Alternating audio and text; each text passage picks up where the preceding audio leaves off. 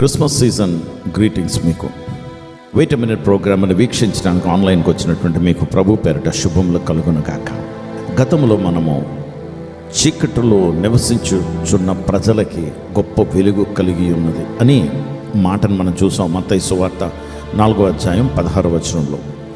ఈరోజు దాన్ని కంటిన్యూ చేసుకుంటూ దాని ఆ భాగము, ఆ వాక్యంలో భాగం తర్వాత భాగం ఏంటంటే, మరణ ప్రదేశంలోనూ మరణ ఛాయలోనూ కూర్చుని ఉన్న ప్రజలకు వెలుగు కలిగి ఉన్నది.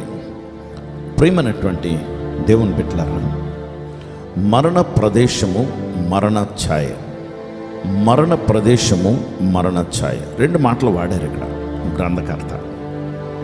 సరే, వెలుగు కలుగుచున్నది అని వెలుగును గురించి మాట్లాడుతుంటే క్రీస్తు వారని మనకు అర్థమైపోయింది. పోయినసారి మనం చూసాం. ఇప్పుడు కూడా వేరే మాటను కాదు, క్రీస్తు వారు వెలుగు తీసుకొచ్చిన వారు. ఎవరికి వెలుగు తీసుకొచ్చారంటే, గతంలో మనం చూసాం చీకటిలో ఉన్నవారు. ఆ చీకటిని ఇప్పుడు ఇంకా కొంచెం డీటెయిల్గా డిస్క్రైబ్ చేస్తున్నారు అదే వచనంలో. ఏమని?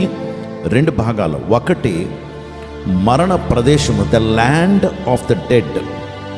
రెండవది those who are living in the shadow of death, అంటే మరణ ఛాయల్లో బ్రతుకుతున్నటువంటి వారు. రెండు మాటలు వాడారు.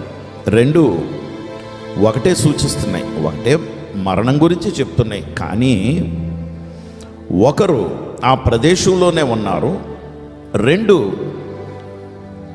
ఆ ఛాయలో ఉన్నారు. ఛాయలో ఉన్నవారు మరణానికి సంబంధించినటువంటి క్రియలు చేసుకుంటూ ఎక్కడికి వెళ్ళిపోవటానికి వారు సిద్ధంగా ఉన్నారంటే నరకానికి. It is not so much the physical aspect of darkness and light, but it is talking spiritually.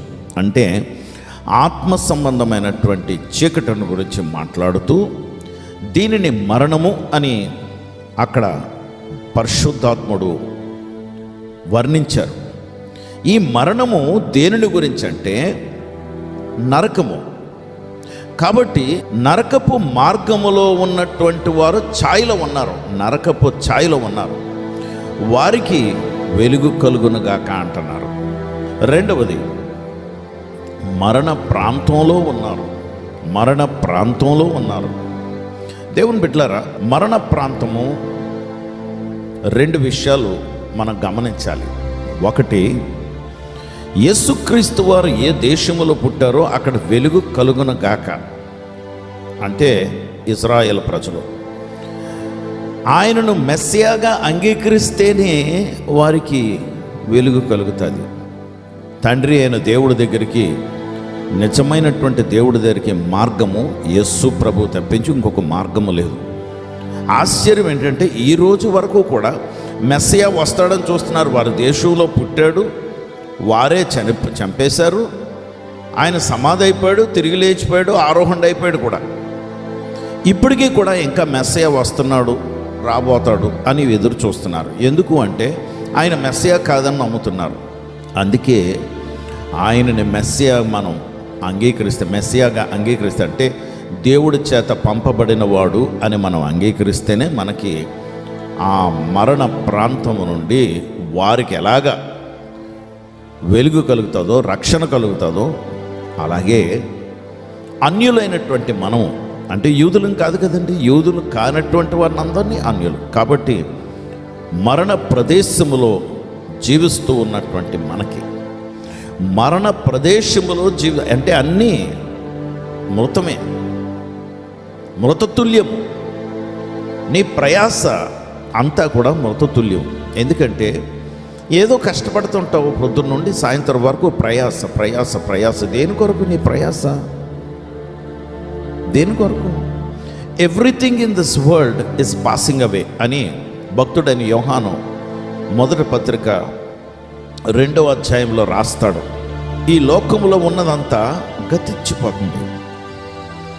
శాశ్వతమైనది ఏంటంటే దేవుని వాక్యము, దేవుని ఆత్మ, దేవుడు ప్రభు అయినటువంటి యేసు, పరలోక రాజ్యం.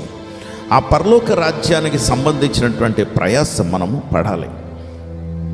అందుకే ఆ మరణ ప్రాంతంలో ఉన్నటువంటి వారు, మరణ ఛాయల్లో ఉన్నటువంటి వారు, ఒక జబ్బు కానీ, ఎక్కడికంటే అల్టిమేట్ జబ్బుకి గమ్యం ఏంటి? మరణము. అపవాది వాడిని ఆశ్రయిస్తున్నటువంటి వారిని ఎక్కడికి తీసుకెళ్దాం అనుకుంటున్నాడు? మరణానికి, నరకానికి. అందుకే గొప్ప వెలుగు నీకు కలిగింది. యేసు ప్రభు వారు వెలుగు తీసుకొచ్చారు. ఆయన్ని అంగీకరిస్తే చాలు, మనము రక్షింపబడతాం. ఆ చీకటి నుండి బయటకు వచ్చేస్తాం, మరణం నుండి బయటకు వచ్చేస్తాం. చిన్న మాట, నేను యేసు ప్రభు వారిని నమ్మనటువంటి దినాల్లో యేసుక్రీస్తు వారు ఏదో ఎవరికి చేతకానటువంటి విధానంలో అందరూ ఎలాగైతే అలాగే యేసు ప్రభు వారు కూడా మానవుడిగా పుట్టడం ఏంటి, ఆయన చేతకానటువంటి చావు చనిపోవడం ఏంటి అనుకునేవాడిని నేను.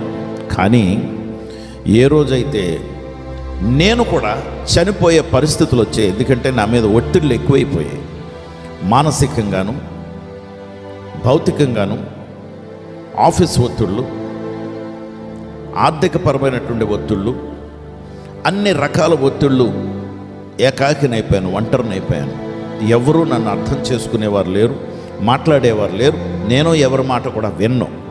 అలాంటి పరిస్థితుల్లో చనిపోదాం అనుకుని సూసైడ్ దగ్గరికి తీసుకెళ్ళిపోతున్నాడు ఈ మరణానికి సంబంధించినటువంటి అధికారి సాతానుడు. అలాంటి సమయాల్లో ప్రభువా నేను చనిపోతానని ఎందుకో ప్రార్థన చేశాను నేను.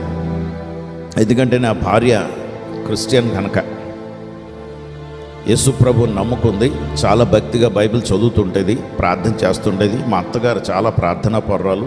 వీరిద్దరినీ చూసి యేసు ప్రభు వారు ఒకవేళ నాకేమన్నా చేయగలరేమో అని, అప్పటి వరకు నేను చేసినవి ఏవి నాకు జవాబులు రాలే కనుక, ఆయన చనిపోయాడు కనుక చనిపోయిన ఆయనతో మాట్లాడుతున్నాను నేను అనుకున్నాను. నేను ప్రభా నేను చచ్చిపోతానంటే, నువ్వు చనిపోనక్కర్లేదు, నీ కొరకు నేను చనిపోయాను అని మాట్లాడినటువంటి ప్రభు, ఇదేంటి చచ్చినోడు ఎలా మాట్లాడుతున్నాడు అనుకున్నాను నేను.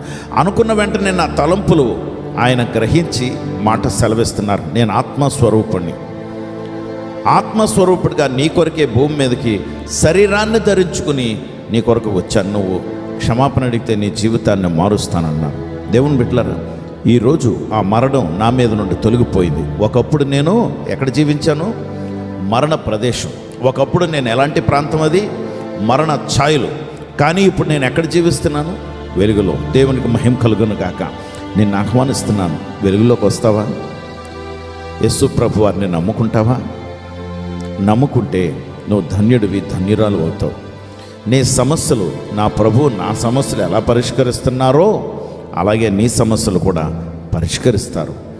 నా ప్రభు అద్భుతమైనటువంటి వాడు, అద్భుతాలు చేయవాడు. నమ్ముకుంటావా? అంగీకరిస్తే చాలు, విశ్వసిస్తే చాలు. నా జన్మ పాపం, కర్మ పాపాలు నీ దగ్గర ఒప్పుకుంటున్నాను ప్రభా, నన్ను క్షమించు అని అడిగితే చాలు, ఆయన క్షమిస్తారు. పరిశుద్ధుడా ప్రభా, నీకు వందనాలు, స్తోత్రాలు. నీ బిడ్డల్ని జ్ఞాపకం చేసుకోండి ప్రభా.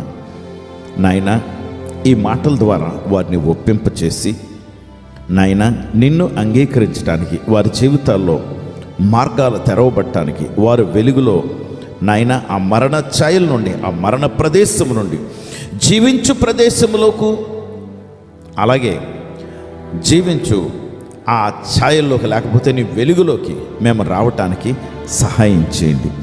ఏ మాత్రం కూడా ఛాయలు కాదు ప్రభా, అవి నీ వెలుగులో జీవించడం, నిన్ను అంగీకరించడం అంటే ఇదిగో మేము వచ్చాం. మమ్మల్ని జ్ఞాపకం చేసుకోండి, మీ కొరకు ఐక్యపరచుకోండి. యేసుక్రీస్తు వారి నామములో ప్రార్థించి వేడుకొంచున్నాం తండ్రి, ఆమేన్.